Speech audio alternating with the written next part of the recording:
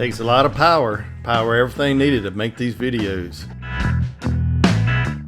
Thankfully, the K1600 has a huge stator, almost an automotive type alternator on it.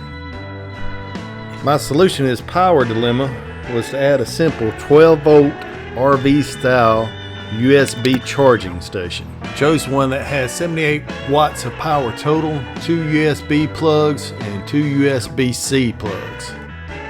I fabricated a simple Z-bracket out of 1-inch wide aluminum and used an existing bolt hole to mount the bracket in place.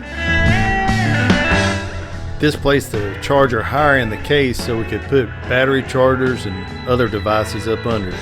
It still leaves room for 2 full-size helmets to fit in the top case, and that's with the Cardos attached. I did have to drill a small hole into the interior cover of the top case to route the wiring. Top case already has a factory supplied grommet on the bottom of it. I just follow that wiring path to up under the seat, where I utilize the SAE adapter to plug directly into the battery. With it being wired directly to the battery, you just have to be careful. Every time you turn the bike off, you want to be sure and cut that switch off, or it'll drain your battery. Most everything charges up in the top case while we're riding around, but we need our phones for GPS, music, and other things.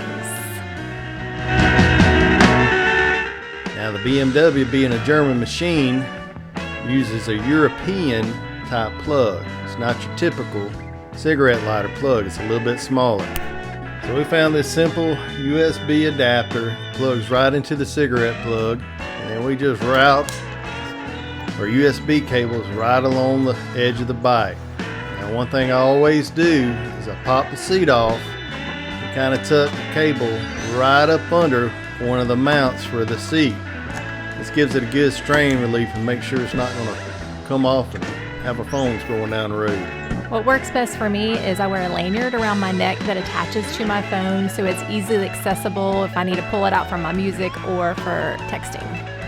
And I have a simple clamp and a ram mount that attaches directly to my handlebars. Now, our phone charging setup is not waterproof, so when the clouds roll in, we simply yank this sucker off, throw it in that top case we like so much. This setup really works well for us. It keeps us filming, keeps us connected, and it keeps us headed down the road.